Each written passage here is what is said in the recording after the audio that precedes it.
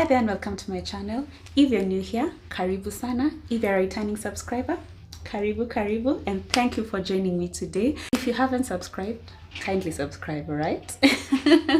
There's this misconception about what femininity means and what it does not mean. Now, I'm not here, first of all, I'm not here to convince you to be feminine. Again, we don't do that here. We're not in the business of convincing anybody anything. You live your life. If you want to live as a feminine woman, fine. If you want to live as masculine, fine. If you want to live as a potato, fine. The point is to live authentically, whether you identify as feminine, masculine. There's a lot of misconception about what it means to be feminine, and a lot of it is caught up in having to look a certain way. Yes, I know, coming from me who dearly, passionately loves fashion, everything style, everything beauty. I know it sounds kind of funny saying that it is not just about beauty. It does not just end there. Yes, it's good to look good. The aesthetic element of femininity is wonderful, and just take a look at me. I wouldn't be saying that aesthetics don't matter. They clearly do. Oh, which reminds me, my nails, again, very simple. I just got this done today. So it's a hot pink, and what color is this? Is it a baby blue or is it a sky blue? Okay, whatever the combination is, I like it. I'm feeling like a Barbie doll. So anyway, back to the topic. I digress. I'm well aware that there's this notion that femininity is about looking good, smelling good, carrying yourself a certain way. And yes, it is actually. It is. But it's not just limited to that. That is just surface. Femininity to me, and what I have come to learn over this journey, is that it's more than just what meets the eye. There is no need to look well put together, smell good, look good, know how to be poised and all these beautiful things, but then your insides are just, it actually begins with the inside. It actually begins with the inner work, all right? And the thing with femininity is that particularly when you start with the inner work, then now you go to the outer work. Of course, you can do them concurrently, but the thing is, oh yes, and I'll be gesticulating a lot today because I have to show off my manicure. So hello. Anyhow, again, I digress. There's this quote that goes along the lines of putting lipstick on a pig. If you put lipstick on a pig, you haven't changed the pig. The pig still remains to be a what? A pig. And that's the thing with femininity, that yes, do work on how you look on the outside, taking care of your hygiene, taking care of your skin, taking care of your hair, taking care of how you dress, and to know what types of clothing fit your body, what types of fabrics are out there that fit your body. All that is beautiful. All that is wonderful. It's wonderful to be poised. It's wonderful to walk into a room and turn heads and break necks, and just you announce your presence without necessarily doing anything. Just show up and everybody knows you've arrived. Yes, I get that. And yes, I get a lot of that, by the way. But like I said in my last video, if you haven't watched that, baby, kindly go do that and check out how the turning point for me was to really rediscover my femininity and just my womanhood. More than that, it's what is on the inside. There is nothing as bad as working on the outside, but then your insides are still work. Yeah. And I've realized as I've been going through this journey that there's nothing as beautiful as having your inside match your outside.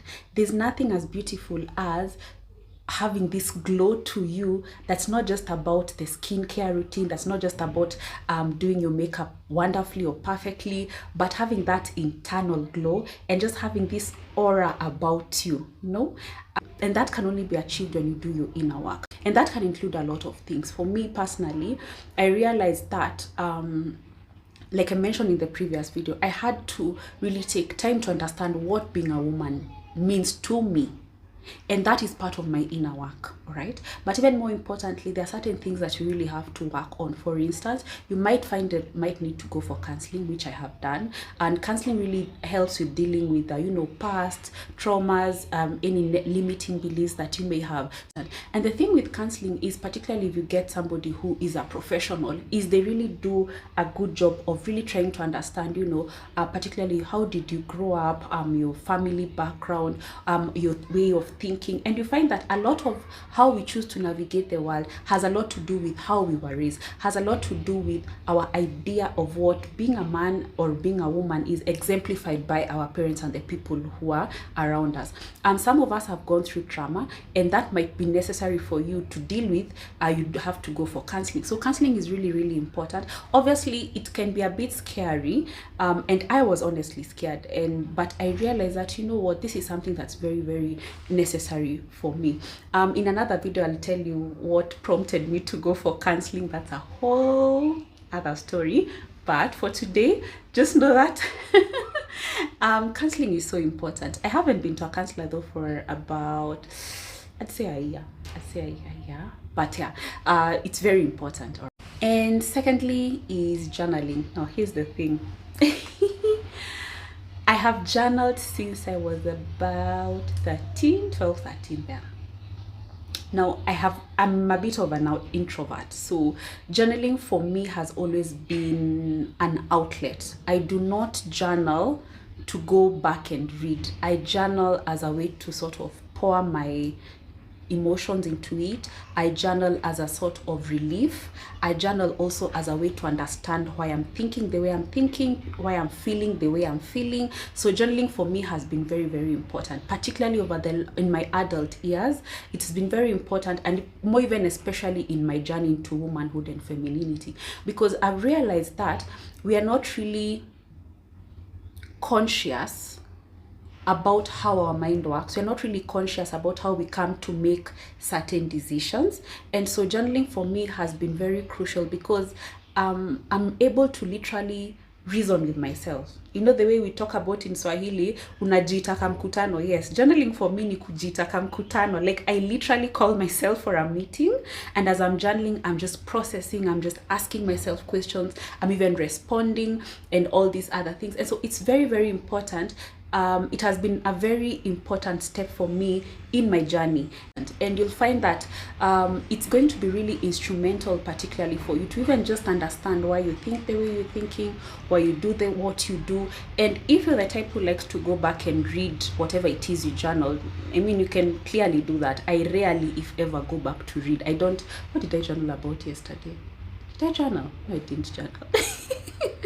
Like I literally don't remember what I journaled the last time. That's how it's just like I don't know, it's just a way to release. You know, you're releasing your thoughts, you're releasing your emotions, whether they're good, they're bad, they're in between. And again, they have to be about negativity, but they don't have to be something awry or negative or sad. It can be good, it can be bad, it can be in between. It can even be as mundane as, you know, I went to the salon today, got my hair done, or I went and got my nails done, and my nails are looking like a Barbie. They are, by the way. So don't look at it as a negative thing, all right? Because I know journaling has often been associated with negativity. So it's not something negative, not for me anyway. So this has been really instrumental. And I find that once I journal, it's like some tension leaves my body. Once I've journaled, I get a sense of clarity in my head. Once I've journaled, I just generally feel better. So I'm about to do something. I don't know. I'd love for you to kind of get where my mind goes when I'm journaling. So I'll read for you something from, I think I'll read something from a while back, yeah? So a moment. So this is 18th February 2020. Oh goodness gracious, let's see. So 18th February 2020, this is what I wrote. I'm not even sure what I'm doing here. I can't exactly put what is on my mind on this page. I wouldn't even know what to say exactly. One of those things that just can't quite be expressed, only felt and dealt with somehow. I don't know if I have the capacity to feel things anymore. That ship sailed a long time ago. I guess when you rationalize everything, You tend to push out whatever can't be explained or controlled because it's much easier that way. It's like I'm having an outer body experience, like this is all happening to someone else, and I'm just there along for the ride.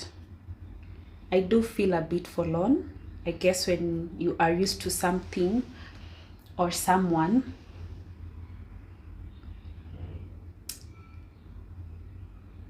It leaves you feeling some type of way. Either way, it sucks. Then I go on and on and on and on. Let's see. 22nd February 2020. I feel nothing.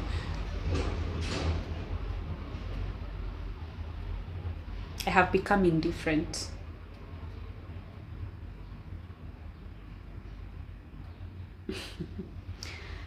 I know. Let's see, is there anything else? 23rd, I must have been going through it. What was going on at that time? Anyhow, 23rd February 2020. There's a possibility that something is seriously broken in me.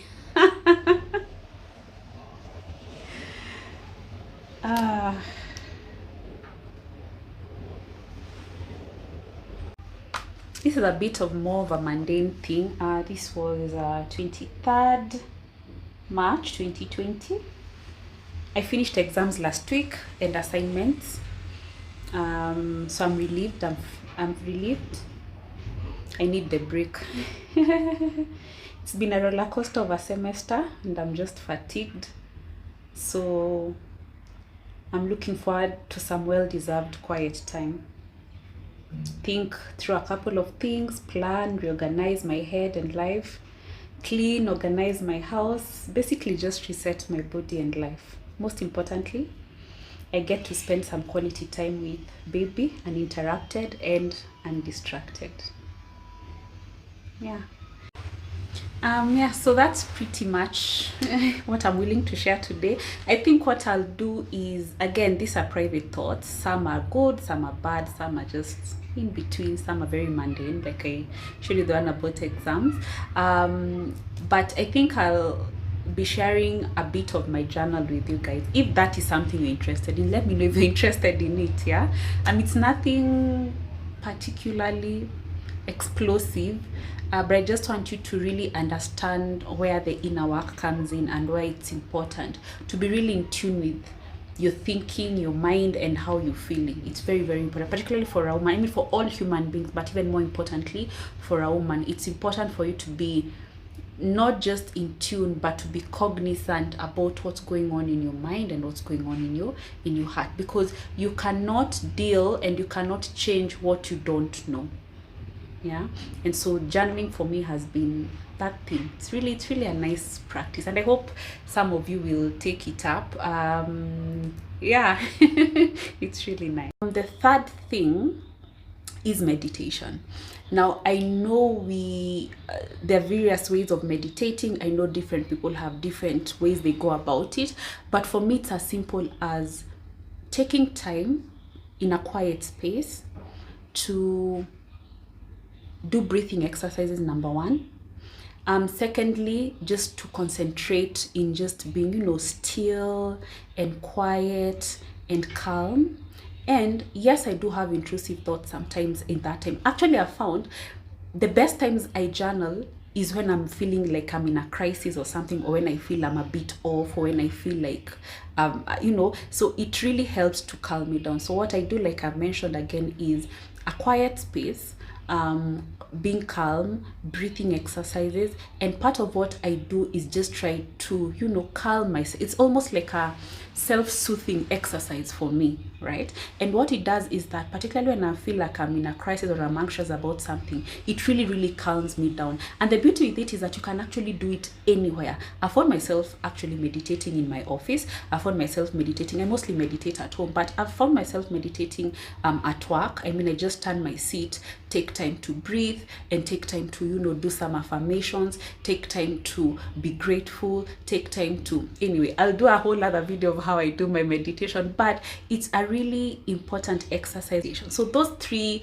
things are my general I'd say inner work. I'm going to do a whole video about, I'll break them down a bit more, but basically I do, yes, go for counseling, I do journal, and I do meditation. And you'll realize that once you do those three things, of course there are various other ways you can work on your inner, there are various other ways you can do the inner work, but those three I have found to be very instrumental and very foundational for me. And I found that more than any outfit that I'll buy, more than any type of makeup that I'll buy, more than any sweet smelling perfume that I'll get, the most important thing is working on what is on the inside, working on what is in my mind. All right. And so that is something I'd actually advocate for you to look into. Maybe you might not want to journal because you're afraid that somebody might get what you're journaling. I've found people who actually journal, like write down on a piece of paper, then they burn it, and that helps them release whatever it is, that whatever is they're feeling or whatever is going through in their mind. Okay. I know counselors can be a bit pricey, and we do have institutions that offer affordable counseling. If, for instance, you're a student, you can easily get that for free at work, at school rather. Like I'm a student somewhere, so I do get that service for free where I'm a student. Also where I work, they do offer free counseling, so I have at least two options that I can actually exercise. And I've actually encouraged so many people to go for counseling, because I think people feel like they must be like under immense pressure, or they must have undergone some really, you know, some big trauma to go for counseling. But no, that's not the case. For me, it was just that it was just a sense of, you know, I need someone to talk to, a professional, because yes, I do talk to myself and even respond a lot, but it's just good to talk to somebody who's a professional, so that you can be able to sort of more constructively deal with whatever it is you're dealing with, more constructively make decisions about whatever it is you're making decisions on. So it's really, really, really important. So again, thank you for watching, and I'll see you next time. Till